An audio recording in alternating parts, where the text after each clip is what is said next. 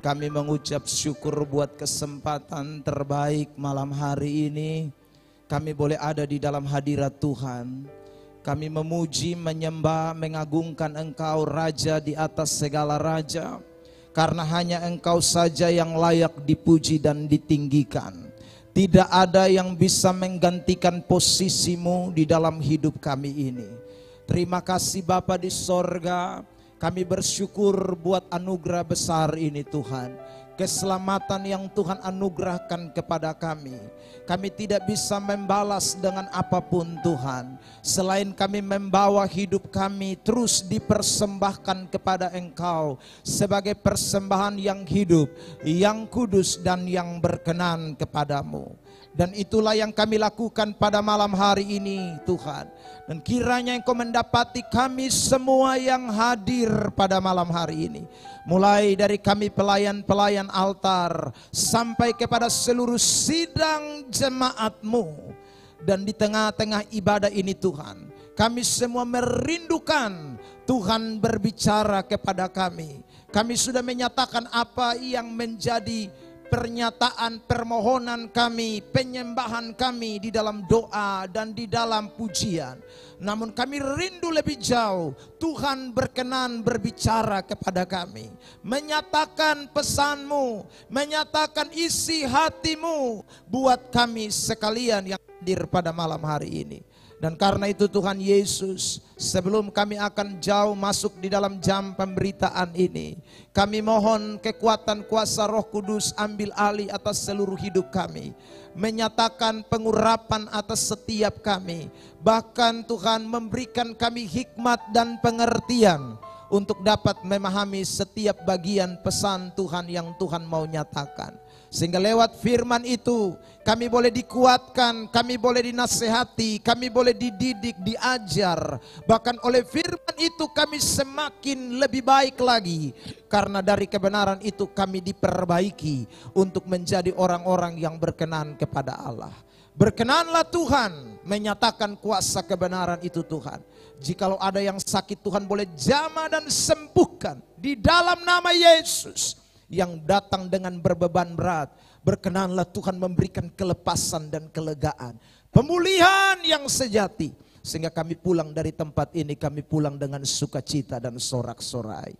Terima kasih Tuhan, segala hormat kemuliaan hanya bagi Tuhan. Ini hidup kami sambut firman Tuhan, mengucap syukur di dalam nama Tuhan Yesus Kristus. Semua kita yang siap diberkati malam ini, bersama saya kita katakan amin. Silakan duduk, Tuhan berkati kita. Mari kita buka Alkitab kita dari suratan 1 Petrus pasal yang keempat, ayat yang ke-7 sampai dengan ayat yang ke-11.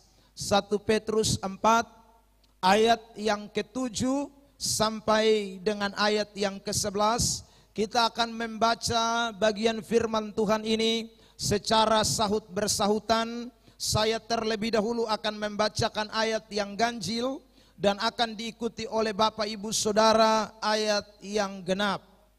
Hidup orang Kristen, kesudahan segala sesuatu sudah dekat.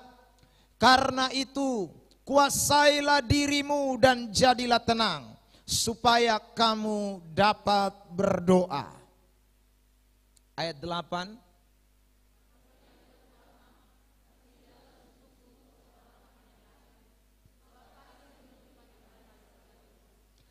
Berilah tumpangan seorang akan yang lain dengan tidak bersungut-sungut.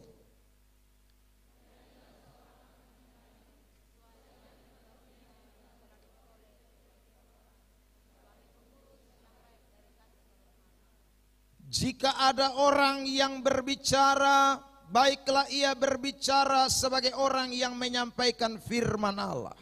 Jika ada orang yang melayani, baiklah ia melakukannya dengan kekuatan yang dianugerahkan Allah. Supaya Allah dimuliakan dalam segala sesuatu. Karena Yesus Kristus, ialah yang empunya kemuliaan dan kuasa sampai selama-lamanya. Amin. Yang berbahagia adalah kita semua yang telah membaca firman Tuhan ini, merenungkannya dan melakukannya hari lepas hari. Shalom. Sekali lagi, shalom. Terima kasih tentunya buat kesempatan yang diberikan kepada saya malam ini untuk boleh ada bersama dengan semua jemaat Tuhan di tempat ini. Ibu Gembala, Tuhan Yesus kiranya terus memberkati kita di dalam pelayanan yang Tuhan masih percayakan kita untuk kita kerjakan. Baik saudaraku, ketika kita membaca bagian firman Tuhan ini, ayat yang ke-7 sampai dengan ayat yang ke-11, saudara, kita menemukan ada 3 bagian besar yang disampaikan oleh Rasul Petrus pada waktu itu kepada orang-orang yang sedang terbuang. Saudara yang diberkati oleh Tuhan Yesus Kristus, atau di dalam bahasa Alkitabnya, orang-orang yang sedang mengalami diaspora, tersebar ke berbagai daerah di sekitar Asia Kecil pada waktu itu, oleh karena penganiayaan, penindasan yang terjadi. Dan saudara yang diberkati Tuhan, kalau kita merujuk kepada isi Alkitab kita, mulai daripada kitab Kisah Para Rasul yang berbicara tentang sejarah gereja, maka kita menemukan di sana dengan jelas Kisah pasal 8, penganiayaan yang terjadi itu adalah sesuatu yang menjadi rencana dan maksud Tuhan, agar pergerakan pemberitaan Injil, agar saudaraku keselamatan di dalam Kristus Yesus itu bukan hanya sekedar didengar oleh orang-orang Yahudi atau kelompok-kelompok tertentu saja yang ada di Yerusalem. Tetapi berita keselamatan itu harus sampai ke ujung dunia, seperti yang diperintahkan oleh Yesus Kristus sebelum dia naik ke sorga dalam Kisah pasal 1 ayat yang ke-8. Karena itu Bapak Ibu Saudara yang diberkati Tuhan, situasi yang terjadi pada waktu itu sehingga orang mengalami diaspora, ini adalah situasi terbaik untuk, dalam tanda kutip, terbaik dalam tanda kutip, untuk perluasan pemberitaan Injil. Nah, pada waktu orang-orang itu ada di perantauanlah, kemudian salah satu surat yang ditujukan adalah suratan Petrus. Saudara yang diberkati oleh Tuhan Yesus Kristus, nah apa isi daripada 1 Petrus 4 ayat 7 sampai dengan ayat yang ke-11 yang tadi saya katakan akan terbagi menjadi 3 bagian. Saudara yang diberkati Tuhan, kalau kita memperhatikan perikop yang diberikan oleh Lembaga Alkitab Indonesia, di sana perikopnya adalah hidup orang Kristen. Saudaraku, hidup orang Kristen. Nah, kalau kita membaca bagian-bagian ini, memang saudaraku, Petrus sedang berbicara tentang atau ciri atau lifestyle atau gaya hidup orang Kristen yang Petrus sedang tekankan buat mereka yang sedang pada waktu itu mengalami situasi yang tidak menyenangkan. Perhatikan yang pertama ayat 7. Kesudahan segala sesuatu sudah dekat. Karena itu kuasailah dirimu dan jadilah tenang supaya kamu dapat berdoa. Nah, ini kata berdoa ini saudaraku menjadi lifestyle yang ditekankan oleh Rasul Petrus dalam bagian ini. Jadi yang pertama, Rasul Petrus sedang menekankan soal gaya hidup berdoa. Karena kadang-kadang dalam situasi-situasi terjepit, kadang-kadang dalam situasi-situasi yang genting, orang sukar untuk berdoa. Karena itu ini lifestyle yang pertama yang ditekankan oleh Petrus. Yang kedua, ayat 8 sampai ayat yang ke-10, saudara, bicara soal bagaimana mengasihi sungguh-sungguh.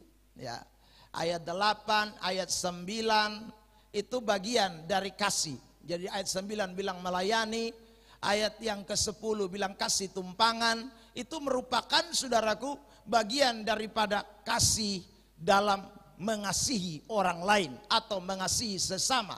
Dan ini merupakan gaya hidup orang percaya yang ditekankan di dalam suratan ini.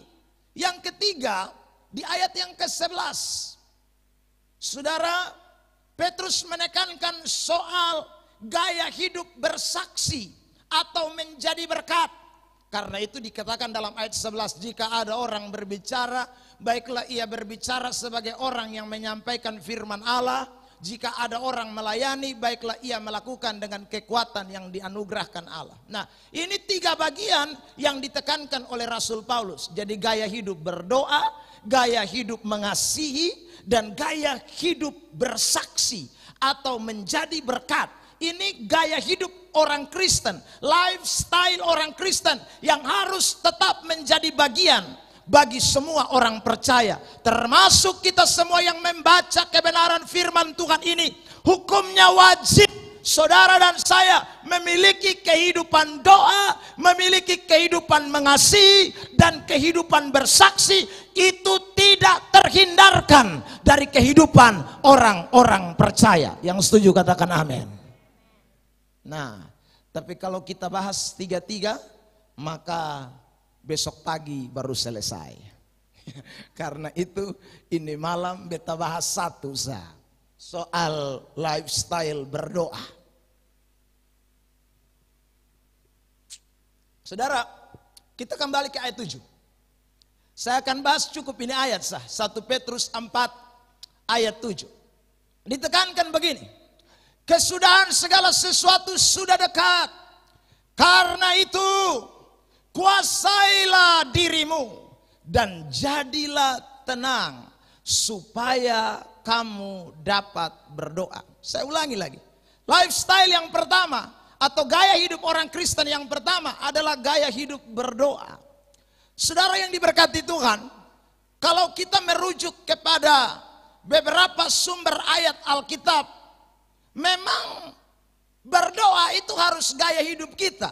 Kenapa? Yang disebut dengan gaya hidup itu berarti sesuatu yang tidak dilakukan satu kali, tetapi dilakukan terus menerus, dilakukan dalam segala situasi, dilakukan dalam semua musim kehidupan. Itu yang namanya lifestyle atau gaya hidup. Nah, doa itu demikian. Tidak bisa hanya dilakukan pada waktu-waktu tertentu saja, tapi dalam seluruh aspek perjalanan iman kekristenan sampai mati kita mesti hidup di dalam doa. Yang setuju katakan amin. Tanya samping kiri kanan, ini hari berdoa berapa kali? Ya, saudara yang diberkati Tuhan. Saya akan tunjukkan beberapa ayat dulu yang menunjukkan memang Alkitab itu menekankan orang Kristen mesti berdoa terus menerus. Misalnya Paulus mengatakan dalam 1 Tesalonika pasal yang kelima ayat 17, ayat pendek. 1, 2, 3. Sekali lagi 1, 2, 3. Tetaplah berdoa. Kata tetaplah itu, saudara yang diberkati Tuhan, menunjuk kepada suatu kegiatan yang tidak berkeputusan. Menunjuk kepada sebuah aktivitas yang terus menerus tetap berdoa. Saudaraku, lalu lihat perumpamaan yang Yesus angkat Lukas 18 lagi. Ayat 1, silakan dibacakan. Lukas 18 ayat 1.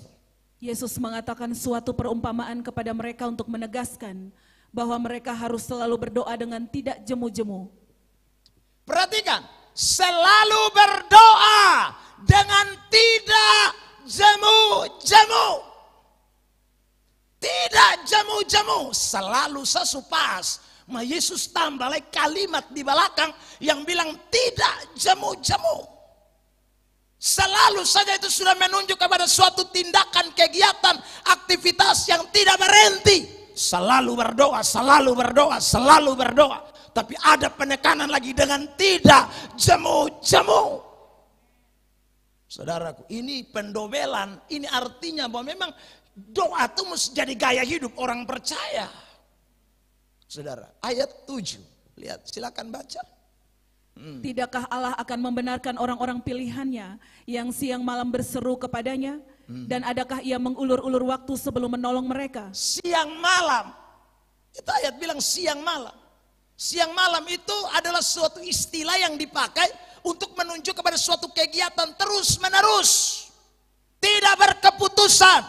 Jadi saudara yang diberkati Tuhan, baik Rasul Paulus, baik Tuhan Yesus Kristus, Petrus, di dalam ayat-ayat yang tadi kita baca menunjukkan dengan pasti bahwa memang gaya hidup doa itu harus menjadi gaya hidup orang-orang percaya. Yang setuju beri tepuk tangan yang terbaik buat Tuhan Yesus Kristus. Bilang samping kiri kanan, jangan pamokol berdoa.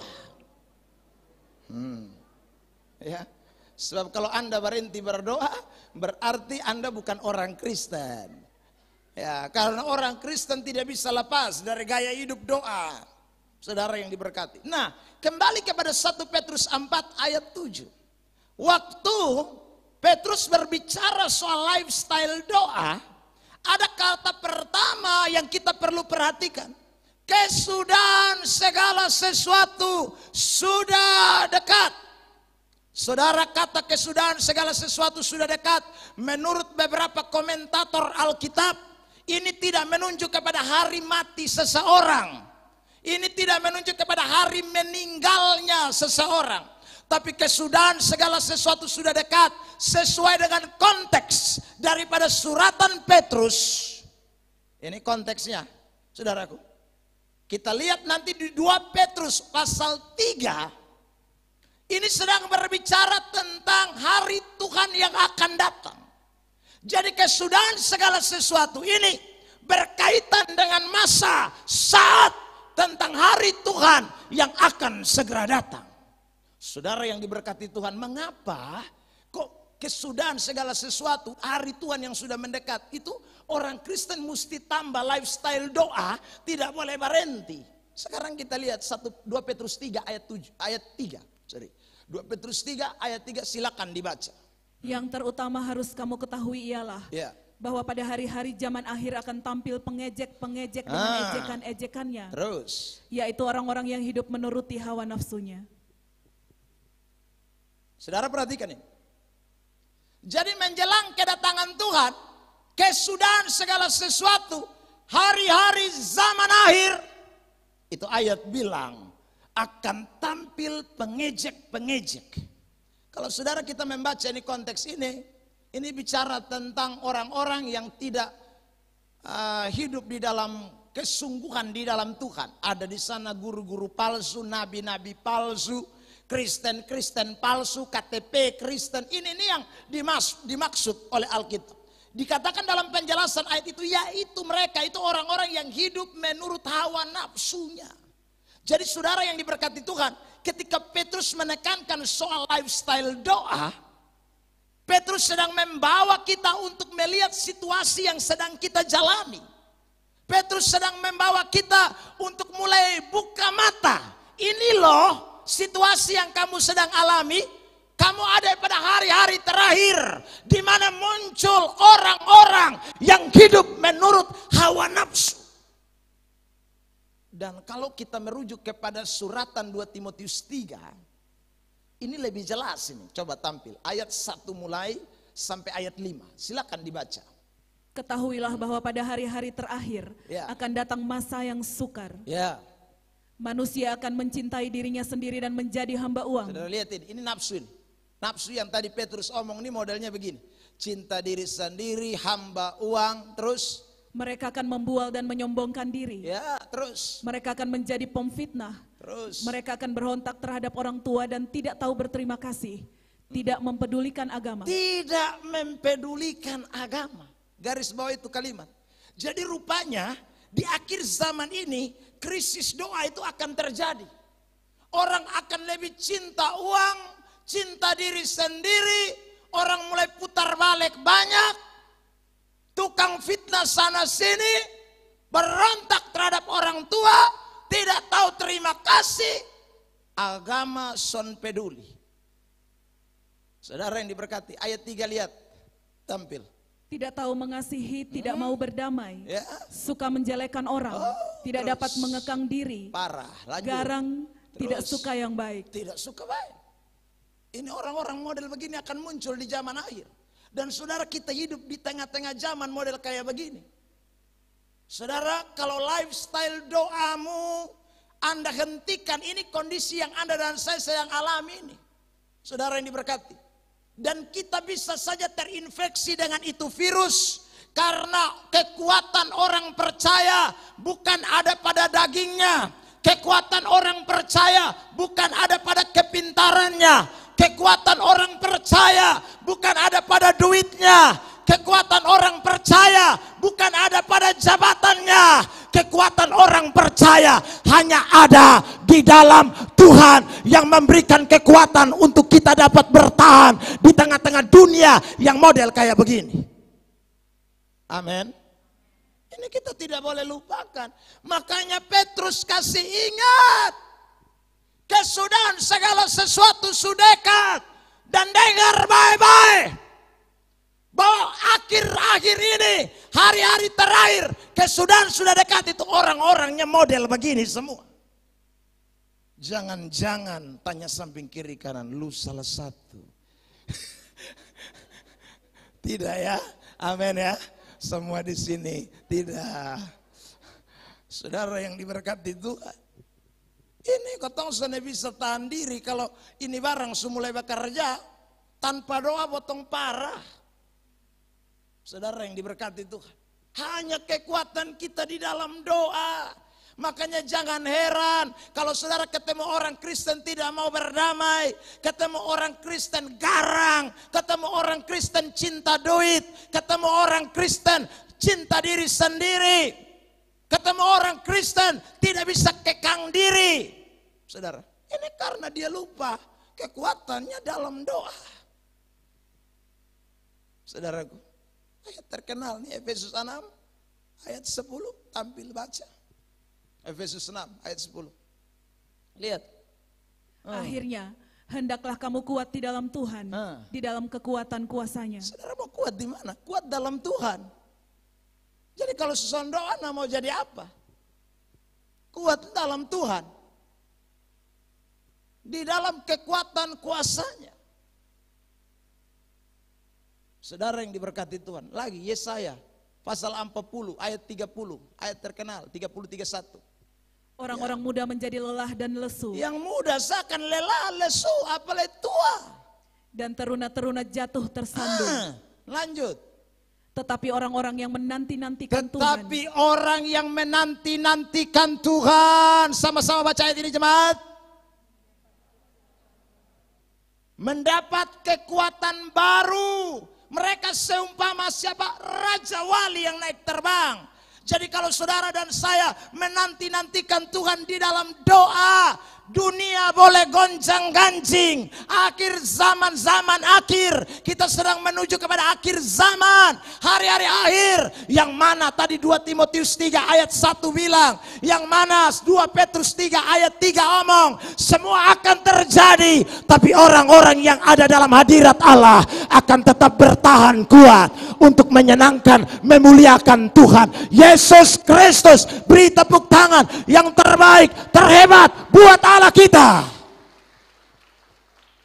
Amin. Amin. Sonto samping kiri kanan bilang, bangkit jangan malas doa. Haleluya. Saudara yang diberkati Tuhan, jangan malas doa. Ya, ini penting. Nah, kalau begitu bagaimana supaya kita ini rajin terus? Doa soalnya boleh malas. Dalam semua situasi kehidupan kita rajin terus. Kita kembali ke 1 Petrus 4 ayat 7. Ini menjadi pembahasan kita lebih jauh. Mari lihat. Saudara yang diberkati Tuhan, ayat yang ke-7. Saudara perhatikan, saya bacakan kembali ayat itu. Yang kita perlu perhatikan, yang pertama ini ya, dikatakan kuasailah dirimu. Karena kesudahan segala sesuatu sudah dekat, kita tetap disuruh berdoa terus ya. Karena situasi gonjang-ganjing, keadaan manusia mulai parah ya. Kita disuruh terus berdoa, saudaraku ya. Maka itu ayat itu bilang kuasai diri. Kuasai diri, saudara yang diberkati Tuhan. Kata kuasai diri di dalam ayat ini ditulis di dalam bahasa aslinya itu dengan kata nepo. Nepo itu punya beberapa arti. Ya saudara, kuasai diri atau nepo itu beberapa arti. Tetapi saudara, kata nepo itu berkaitan erat dengan pikiran. Sebelum saya mengulas beberapa artinya, tapi ini saya mau bawa kita dulu. Berkaitan dengan pikiran. Jadi kata kuasai diri itu tidak menyangkut pribadi luar kita. Itu tidak hanya soal tangan, kaki, saudaraku, tubuh kita, mata kita, tidak. Tapi soal pikiran kita. Ini penting. Saudara. Kuasai diri, nepo. Itu berkaitan erat dengan pikiran kita. Dan kata nepo itu ditujukan kepada pikiran yang duniawi. Ya saudara, kuasai diri, nepo, pikiran yang duniawi. Kesenangan-kesenangan dunia. Ini yang rupanya ini bikin kita susah berdoa. Ya. Super lutut. Ya, saudara. Tapi pikiran mulai Bapa di sorga. Ingat, yang lain-lain mulai muncul. Pikiran duniawi mulai muncul. Kesenangan dunia mulai muncul. Anda sudah bisa berdoa. Anda mungkin mengucapkan kata-kata, tapi itu kata-kata dong formalitas semua. Karena Anda pun pikiran ini lagi nepo. Bilang sambil kiri kanan, jangan nepo. Belajarlah bahasa Yunani sedikit-sedikit lah. Nepo itu. Ya. Pikiranmu mulai duniawi. Dan nepo di sini menuju kepada kesenangan-kesenangan duniawi. Antara lain uang, harta, saudaraku, seks. Ini nih yang dimaksud dengan nepo itu. Saudara, pikiran duniawi, hawa nafsu, kesenangan duniawi mulai muncul. Ini hambatan besar untuk seseorang bisa berdoa. Makanya kata nepo diterjemahkan dalam bahasa Indonesia, kuasai diri. Kuasai dirimu supaya kamu jangan berpikir sesuatu yang tidak menyenangkan Tuhan. Pikiranmu negatif, pikiranmu menyeleweng, pikiranmu kacau, pikiranmu kotor. Jangan. So kalau tidak, Anda tidak bisa berdoa. Ya. Sangat bayangkan kalau ini pikiran cuma duit. Doa orang yang pikirannya cuma duit itu apa? Duduk berlutut, Tuhan. Ini hari kalau bisa 1 M Tuhan. Dia pun pokok doa itu pasti uang semua. Selari pilain. Jangan omong doa bangsa negara. Dia omong doa bangsa negara, dia doa juga. Tapi dia bilang, Tuhan kenapa aku ada di bangsa yang modelnya kayak gini. Yang sebentar-sebentar. Dia akan protes berat. Kan dia otak nih duit sah. Uang. Orang kalau dikuasai oleh kesenangan-kesenangan dunia, pikirannya, maka doanya hawa nafsu semua. Saudaraku yang diberkati. Karena semuanya hanya untuk kesenangan duniawi dia pikir. Bahkan lebih parahnya lagi, orang tidak bisa berdoa. Karena dia pun otak hanya duit, dia pun otak hanya harta, dia pun otak hanya segala kesenangan. Maka saudaraku yang diberkati Tuhan, dia lebih buru itu kesenangan. Dia lebih kejar itu kesenangan. Dia lebih tertarik dengan kesenangan dibandingkan duduk di dalam hadirat Allah. Karena bagi dia duduk dalam hadirat Allah tidak menambah kesenangan apapun. Tapi Anda dengar baik-baik pada malam hari ini. Kuasai dirimu supaya engkau bisa berdoa. Karena bukan Tuhan tidak bisa mendatangkan berkat buat Anda. Tapi doa lebih penting bicara soal hubunganmu dengan dia. Sebab waktu Anda berdoa, ada kekuatan untuk Anda dapat bertahan di tengah-tengah harta yang engkau miliki, uang yang engkau miliki, jabatan yang engkau miliki, kalau ada kekuatan dari Tuhan. Amin. Ada begitu banyak orang doi banyak, tapi soalnya bisa kuasai doi kuasai dia. Makanya dia pun hidup jadi apa? Mata duitan. Ada begitu banyak orang punya harta banyak, tapi dia tidak bisa kuasai harta. Harta kuasai balai dia. Ada begitu banyak orang punya jabatan, tapi jabatan menguasai balik dia, bukan dia kuasai dia pun jabatan.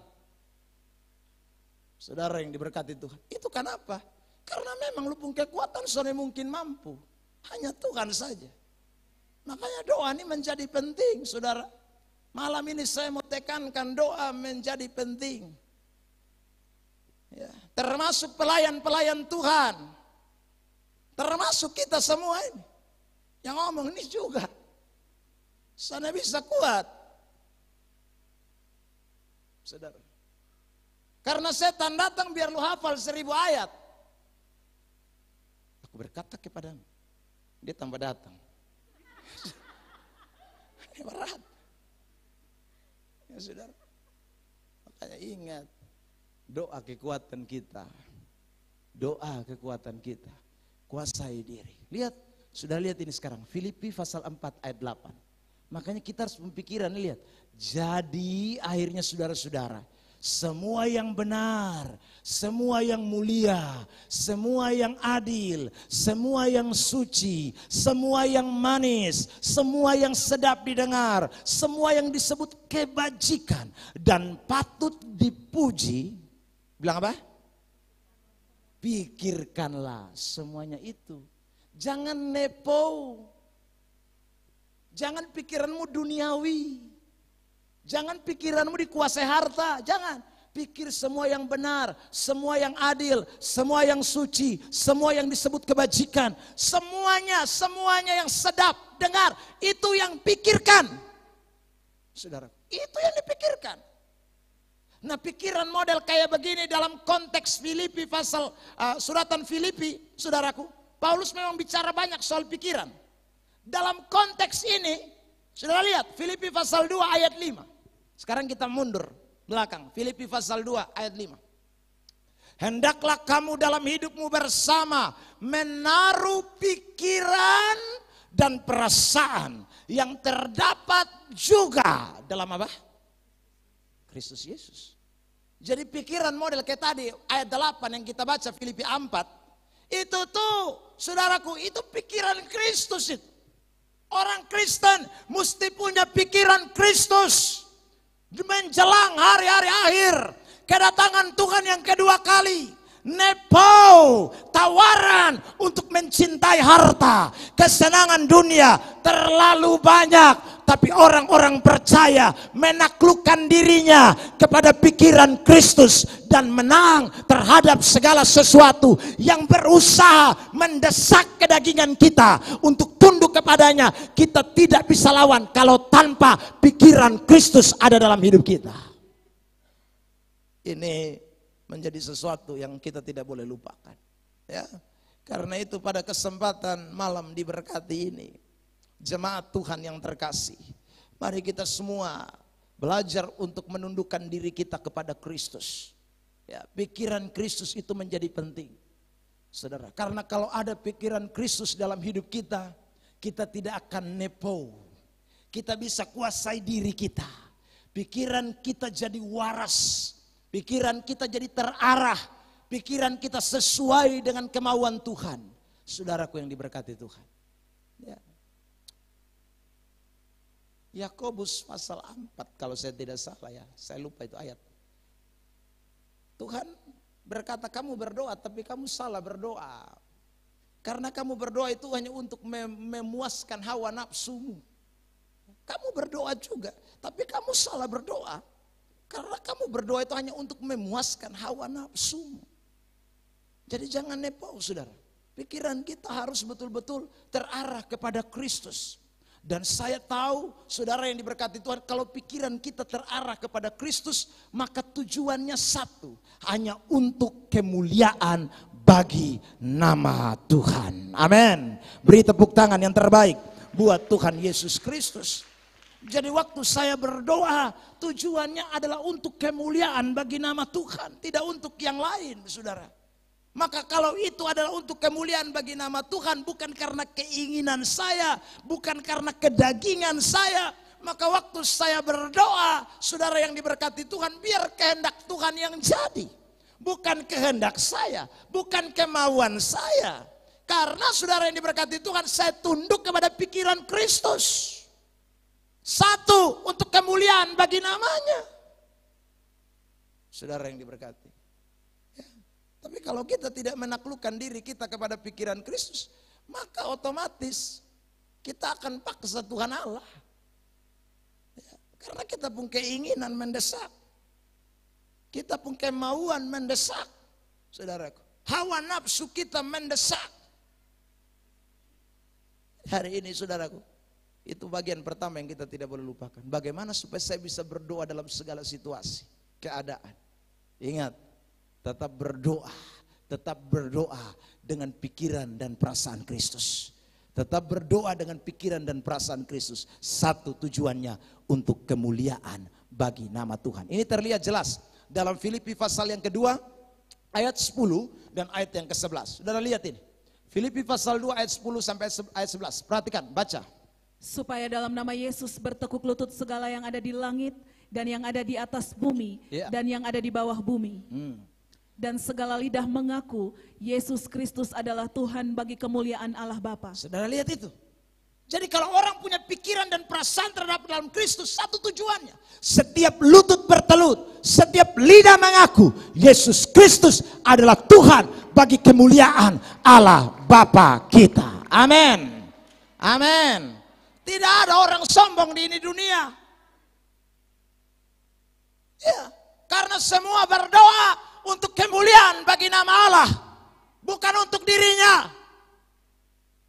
Saudaraku, semuanya berdoa dengan satu tujuan. Setiap lidah mengaku, setiap lutut bertelut. Ini kemauan kita. Untuk apa Tuhan berkati kita? Kalau tidak untuk kemuliaan bagi nama Tuhan. Untuk apa Anda harta banyak, tapi tidak untuk kemuliaan bagi nama Tuhan? Untuk apa lu pun gelar panjang lebar dari lu pun nama, tapi tidak untuk kemuliaan bagi nama Tuhan? Untuk apa cantikmu, gantengmu, kalau tidak untuk kemuliaan bagi nama Tuhan? Untuk apa semua yang ada pada kita, kalau tidak untuk kemuliaan bagi nama Allah? Berarti izinkan saya menyampaikan kata ini, mungkin agak keras. Pikiranmu terlalu kotor dan najis. Pikiranmu terlalu kotor dan najis karena engkau tidak memikirkan tentang kemuliaan bagi Allah. Semua orang yang tahu kesudahan segala sesuatu sudah dekat, dia tahu kuasai diri, dia semakin mengendalikan nepo, keinginan-keinginan dagingnya untuk mencari hadirat Allah demi kepentingan kemuliaan hanya bagi Kristus Yesus Tuhan. Tepuk tangan yang terbaik, termeriah untuk Tuhan Yesus. Saudara yang diberkati Tuhan. Karena itu kalau saya berdoa dan saudara berdoa, Tuhan aku minta kekuatan. Untuk apa kekuatan?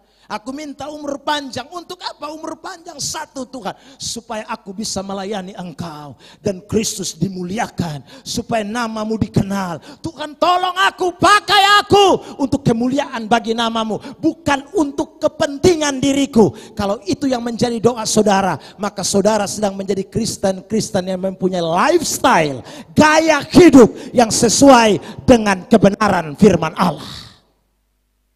Kedua, saudara yang diberkati Tuhan, kata nepo itu berarti melakukan sesuatu dengan tidak sembarangan, atau dengan lain kata muspikir panjang, sonde sembrono, sonde taburu-buru. Saudara yang diberkati Tuhan, itu nepo. Jadi orang yang nepo itu orang yang punya pikiran, saudara yang diberkati Tuhan, dia mampu menguasai keinginan-keinginan daging, kesenangan-kesenangan dunia. Yang kedua, nepo itu bicara tentang orang-orang yang tidak pikir sapoong, orang Kupang bilang, tapi dia pikir panjang, dia pikir jauh ke depan. Saudaraku, tidak tergopo-gopo, tidak segera ambil keputusan. Nah memang ciri orang berdoa mesti begitu. Tunggu kehendak Allah. Bukan lu tutup mata buka mata, langsung lu pun kehendak jadi. Soalnya bisa. Saudara yang diberkati. Jadi kuasai diri dalam hal ini ingat baik-baik. Ketemu sabar nih. Ketemu sabar. Amsal 19 ayat 2, tolong bantu baca. Silakan. Amsal 19 ayat 2. Tanpa pengetahuan kerajinan pun tidak baik.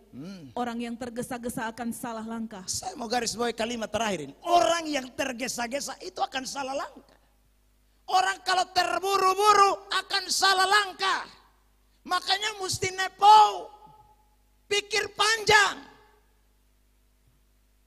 Saudara yang diberkati Tuhan, jangan kabur. Jadi kita berdoa, kuasai diri, saudaraku. Jangan mau instan, model kebalik telapak tangan. Jangan. Orang Kristen yang kuasai diri, dia berdoa menanti kehendak Allah. Tuhan pun mau kapan itu sudah. Karena memang Alkitab mengajarkan kepada kita segala sesuatu itu kan ada waktunya kan. Pengkhotbah 3 ayat 1, ayat 11. Ini ayat-ayat gampang, baca dulu. Pengkhotbah 3 ayat 1. Saudara lihat ini. Ya. Untuk segala sesuatu ada masanya. Untuk apapun di bawah langit ada waktunya. Semua itu ada mas, ada waktu. Jadi jangan terburu-buru. Orang berdoa tahu semuanya itu ada waktunya. Orang berdoa tahu itu, mesti tahu itu. Pengkhotbah 3, 11.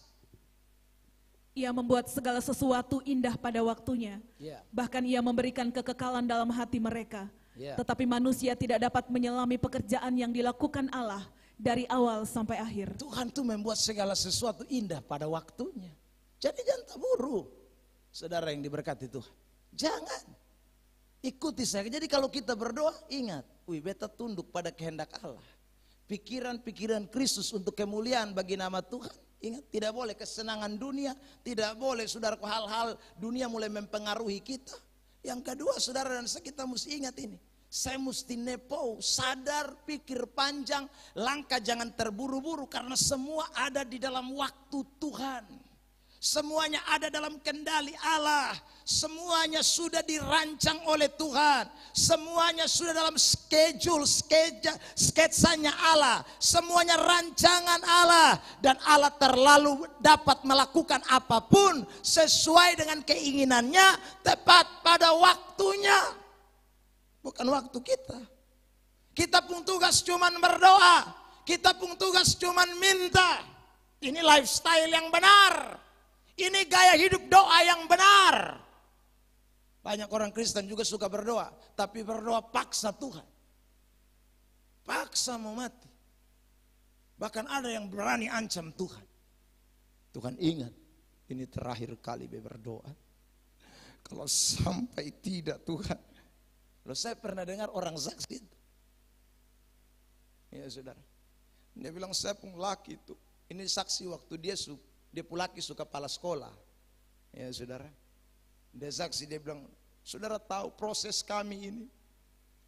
Saya punya laki tes pegawai negeri yang kelima baru lulus. Pertama tidak lulus, kedua tidak lulus, tiga tidak lulus, empat tidak lulus. Yang kelima baru lulus. Tapi itu saudaraku. Waktu itu saya bawa nasar ke gereja. Ya. Sampai di gereja saya berdoa, Tuhan ini nasar yang terakhir. Kalau Tuhan tidak jawab saya tidak akan nasar lagi Tuhan.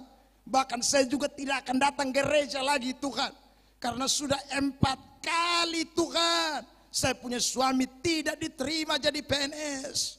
Tapi hari ini saya berkata kepada Tuhan. Tuhan dengar baik-baik, ini nasar terakhir Tuhan. Dan saudara tahu, saya punya suami setelah itu diterima jadi pegawai negeri. Mari kita berikan tepuk tangan yang terbaik buat Tuhan. Ini namanya gila. Ya saudara, ini berarti bukan iman. Saudara, beriman itu bukan memaksa kehendak kita. Beriman itu mencari kehendak Allah. Saya ulangi kalimat ini. Beriman itu bukan memaksa kehendak kita. Sehingga orang suka begini. Aku tumpang tangan di speaker ini. Karena aku yakin ini akan menjadi milikku. Ya, itu keinginan bukan iman. Bukan. Saudaraku. Dia jalan-jalan di rumah orang, rumah bagus-bagus. Dia pilih, aku yakin Tuhan. Ya saudara. Jalan di orang pun tanah kosong, mulai tiba diri di situ lalu dia pakai firman. Yosua pasal 1 mengatakan di mana kakiku berada, di situ akan kau berikan kepadaku. Aku yakin ini Tuhan. Itu bukan beriman. Itu maksa, bro. Saudara yang diberkati Tuhan, beriman itu mencari kehendak Allah. Beriman itu mencari kehendak Tuhan. Makanya ada banyak orang yang model-model begini. Dia berdoa ulang-ulang, piinjak di orang putana. Tahu-tahu, orang lain yang beli. Saudara, dia mulai marah dengan Tuhan Allah. Tuhan, mana firman-Mu yang mengatakan Yosua pasal 1 itu? Aku padahal setiap kali berdiri di situ selalu berkata Yosua 1, Yosua 1. Ya kau memaksa Tuhan. Tuhan tahu lu pun kantong son pas. Tuhan tahu. Tuhan bilang, weh lu punya bukan di situ, di tempat lain. Ya saudara. Satu kali saya pergi pelayanan. Lalu kami cerita-cerita di atas mobil dengan salah satu teman saya dalam pelayanan, saudara. Lalu saya bilang begini, kenapa kok hari-hari ini nih para jomblo-jomblo bikin grup jomblo sendiri? Ya saudara, dong pi makan dong, muka jomblo semua. Ya saudara, pi mall juga dong kalau kas naik status betulnya muka jomblo semua. Ya, baru minta maaf, su tua-tua leh. Jadi saya bilang begini, mungkin dong tuh karunia mangkali. Saya pun kawan bilang begini, bukan karunia, karunia apa dulu tuh dong cuma mau den orang, ma orang son mau den dong. Ya saudara, jadi yang dong mau den itu orang son mau den dong, saudaraku. Ya, sementara orang mau den dong juga son mau den itu orang. Ya. Jadi ini tabalik, ya saudara. Jadi saya bilang begini sama teman saya bilang, saya pikir dong itu ini apa? Dari dulu memang karunia, kan ada orang karunia tidak mau menikah sama sekali. Sonde, dari dulu tuh beta lihat dong bat salam kiri kanan, ma dong sonde mau, ya saudara. Orang datang salam dong sonde mau, dong salam orang sonde mau, ya saudara. Jadi ini tabalik, kebalik, ya saudara yang diberkati. Kenapa ini? Ya, kenapa ini? Karena ada banyak orang ini terlalu paksa kehendak Tuhan. Yang saudaraku dong salam itu. Kalau kita bandingkan dengan mereka, itu antara surga dan neraka. Bukan antara langit dan bumi, surga dan neraka. Ya saudara. Ya jelas saja yang lu salam sonde mau. Sementara yang salam dong tuh, itu dong tuh setara. Balance. Tapi dong dia tidak mau, yang begini dia tidak mau, yang balance dia tidak mau. Dia mau yang lewat standar. Saudara yang diberkati Tuhan. Ada banyak orang ini suka paksa kehendak Tuhan. Suka paksa kehendak Tuhan. Aku beriman Tuhan, jodohku itu adalah orang-orang kaya Tuhan. Rambutnya lurus, hidungnya mancung 5 meter. Anda bayangkan, ini paksa Tuhan pun mau. Saudara yang diberkati Tuhan, beriman itu bukan model begitu. Itu doa model kayak begini, ini saudara yang diberkati Tuhan. Itu doa yang tidak nepo, tidak kuasai diri. Orang Kristen punya lifestyle doa, dia kuasai diri. Dia pikir panjang, dia tahu semuanya bukan rencanaku, tapi rencana Allah. Aku berdoa, aku minta, tapi keputusan ada di tangan Tuhan. Amin. Jadi yang datang tuh lu jangan tolak dulu doa. Tuhan, dia sudah datang, nih jangan dia. Saudara, itu bukan langsung, bukan aku tidak doa dia. Jangan saudara, itu kadang-kadang Tuhan utus dia datang. Lihat ini ayat ini Yesaya pasal 55 ayat 8 dan ayat 9. Lihat, Yesaya 55. Coba kita baca 1, 2, 3. Sebab rancanganku bukanlah rancanganmu dan jalanmu bukanlah jalanku. Demikianlah. Kalau kita ganti ini, sebab jodohku bukanlah jodohmu dan jodohmu bukanlah jodohku. Demikianlah firman Tuhan. Jadi saudara yang diberkati Tuhan, Tuhan pun jodoh, Tuhan siap tersendiri. Lu punya itu kadang-kadang bukan. Saudara, ya kadang-kadang apa yang kau pingin itu bukan punya Tuhan. Yang Tuhan mau kasih beda. Ayat 9, lihat ayat ini, silakan dibaca. Seperti tingginya langit dari bumi, demikianlah tingginya jalanku dari jalanmu dan rancanganku dari rancanganmu. Beda terlalu jauh. Saudara, tinggi dari langit sampai ke bumi, itu perbedaannya. Ini maksudnya bahwa tidak sama kadang-kadang. Memang kadang-kadang kebetulan saja. Seperti tadi saya bilang, itu bukan karena Nasar yang tadi diancam oleh itu ibu. Itu kebetulan saja, selaras, pas Tuhan pun mau. Ya, jadi Anda jangan paksa Tuhan dengan keinginan-keinginanmu. Beriman itu berarti mencari kehendak Tuhan. Orang kalau demikian dia tidak akan pernah berhenti berdoa. Lifestyle, karena sampai kapanpun hidup kita tidak bisa terlepas dari kehendak Allah.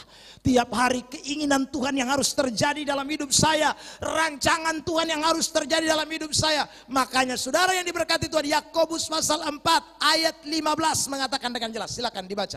Ya, silakan. Yakobus 4:15. Sebenarnya kamu harus berkata, ya, jika Tuhan menghendakinya, ya, kami akan hidup dan berbuat ini dan itu. Amin.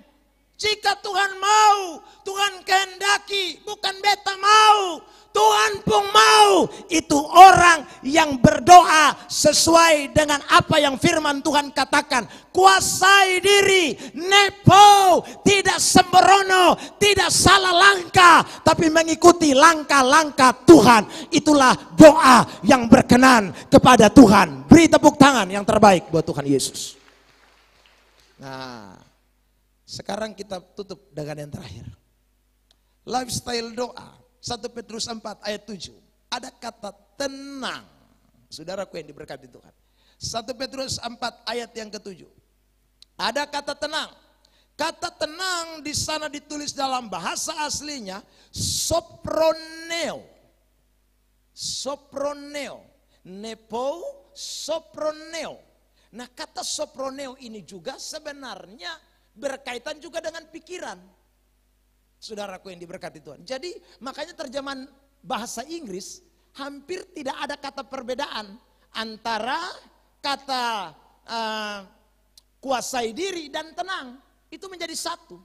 Karena memang saudaraku yang diberkati dalam bahasa asli Alkitab, soproneo itu juga bicara tentang pikiran.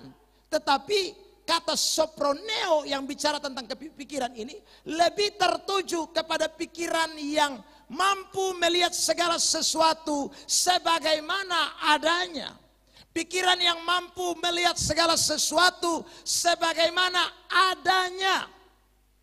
Tentu saudara yang diberkati Tuhan, dengar baik-baik. Segala sesuatu kita bisa lihat sebagaimana adanya atau dalam porsi yang benar jikalau firman Allah itu menjadi dasar. Sebab kalau firman Allah tidak menjadi dasarnya, semua orang bisa multitafsir dalam melihat segala sesuatu.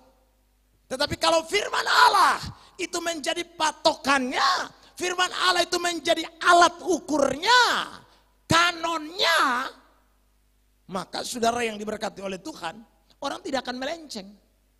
Karena tolak ukurnya satu, kebenaran. Pasti dia akan sampai kepada titik yang sebenarnya. Kemampuan untuk melihat soproneo yang sebenarnya itu. Selain bicara tentang soproneo ini adalah kemampuan untuk melihat sesuatu yang sebenarnya. Kata soproneo itu juga sering dipakai dalam Alkitab untuk menyatakan orang yang sembuh dari gila. Alias waras. Sembuh dari gila. Jadi kalau orang tidak kuasai diri, tidak soproneo, yang ketiga. Kalau dia tidak punya kemampuan untuk melihat sesuatu sebagaimana adanya, orang itu kita bisa golongkan dalam tanda kutip gila. Makanya saudara yang diberkati Tuhan, ada banyak orang gila.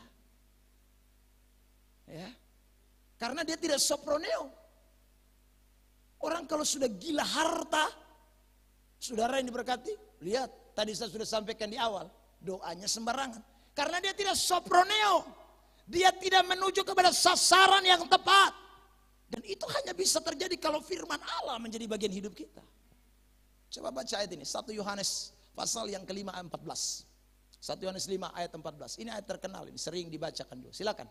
Dan inilah keberanian percaya kita kepadanya, yaitu bahwa ia mengabulkan doa kita, jika kita meminta sesuatu kepadanya menurut kehendaknya. Perhatikan kata menurut kehendaknya, ini berkaitan dengan soproneo.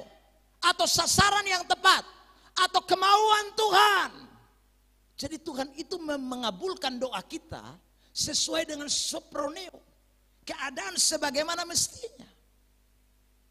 Saudara yang diberkati Tuhan. Jadi begitu orang tidak mempunyai soproneo, doanya kocar kacir. Saudara, dia akan punya multi tafsir karena dia tidak memiliki soproneo. Makanya kita orang percaya ini tidak bisa lepas dari firman Allah. Kalau Anda baca Alkitab pemalas, berdoa pasti kocar kacir. Sungguh, kalau dengar khotbah pemalas, maka pasti doa kocar kacir. Saudara yang diberkati Tuhan, ingat. Makanya pengajaran firman Tuhan itu fondasi dasar. Ya. Kenapa orang, saudaraku, suka berdoa, yang suka-suka berdoa pakai minyak, urapan, segala macam. Ini karena tidak soproneo. Sone baca Alkitab, sone tahu kehendak Tuhan, sone soproneo. Kemampuan melihat jauh ke depan tidak ada untuk melihat sesuatu yang sebenarnya. Makanya berdoanya arba biruk. Saudara yang diberkati Tuhan. Ya. Kalau dia belajar Alkitab tidak mungkin soproneo. Kutip ayat harba biruk, model kita tadi omong itu. Saudara yang diberkati. Lalu klaim itu untuk menjadikan dia pun dasar. Ini multitafsir yang sangat kacau dalam hidup kekristenan. Dan itu membuat kita melenceng melakukan sesuatu. Makanya hari ini saudara yang diberkati Tuhan, kita harus ingat baik-baik itu. Saya pernah, saudara, ini kesaksian nyata ini.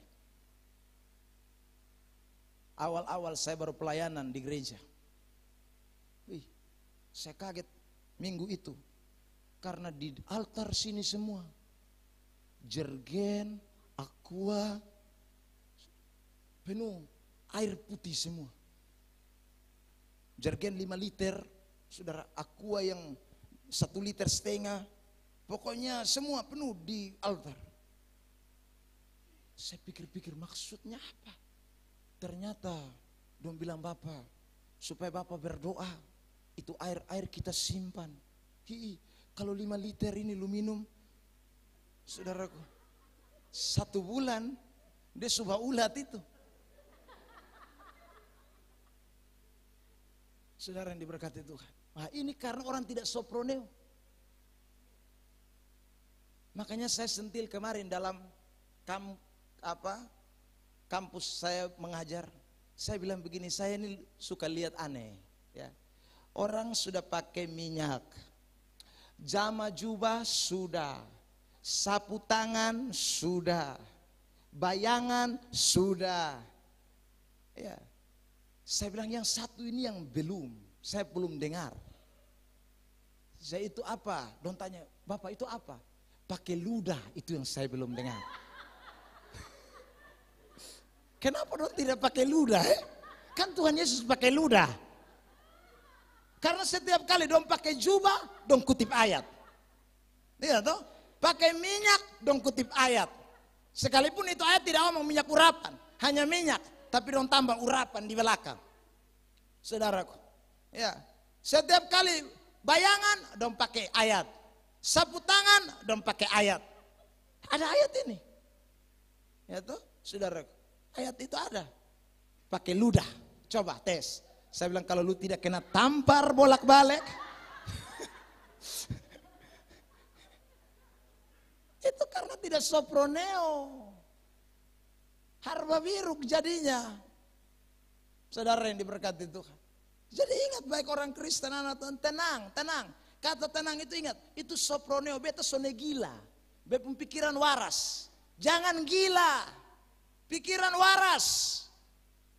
Saudaraku, saya selalu katakan, ingat baik. Ini saudara, karunia-karunia itu ada. Tapi jangan Anda dibutakan orang. Dengan orang-orang yang memakai karunia tapi bukan dari Tuhan. Saudaraku, hati-hati. Makanya kita perlu soproneo. Melihat jauh ke depan. Yang sebenarnya. Dan yang sebenarnya semua ada di dalam Alkitab tertulis dengan jelas, karena Alkitab adalah segala tulisan yang diilhamkan Allah dan bermanfaat untuk mengajar, menyatakan kesalahan, mendidik orang, memperbaiki kelakuan, dan menuntun orang dalam segala kebenaran. Amin. Jadi jangan lupa ini fondasi kita, ini landasan kita. Kalau kita punya ini, maka lifestyle doa, gaya doa itu betul-betul lifestyle orang Kristen yang seturut dengan kemauan Tuhan. Amin. Saya tutup 2 Timotius 3 ayat 16-17. Oke, kita akan tutup ayat ini. Silakan dibacakan. Segala tulisan yang diilhamkan Allah memang bermanfaat untuk mengajar, untuk menyatakan kesalahan, untuk memperbaiki kelakuan, dan untuk mendidik orang dalam kebenaran. Dengan demikian tiap-tiap manusia kepunyaan Allah diperlengkapi untuk setiap perbuatan baik. Saudara lihat itu. Jadi ingatlah baik-baik. Hari ini kita belajar bagaimana kita punya lifestyle doa. 1, kuasai diri. Kuasai diri artinya apa? Nepo, tidak berpikir tentang keinginan-keinginan duniawi. Buang, saudara, pikir bersih untuk kemuliaan bagi nama Tuhan. Nepo yang kedua, ingat, saya berpikir tentang rencana Allah, tentang saudaraku program Allah, tentang waktu Allah. Saya tidak boleh tergesa-gesa dan terburu-buru. Dan yang ketiga, saya tenang, soproneo, artinya sembuh dari gila, tidak gila, karena firman Allah menjadi patokan, sandaran, ya sudah tuntunan dalam perjalanan hidup kita hari lepas hari. Lifestyle doa menjadi lifestyle kita semua yang hadir pada malam hari ini. Tepuk tangan termeriah buat Tuhan Yesus Kristus. Pemain musik maju ke depan dan kita akan masuk di dalam hadirat Tuhan. Kita semua butuh Tuhan, kita semua butuh kekuatan di zaman akhir ini.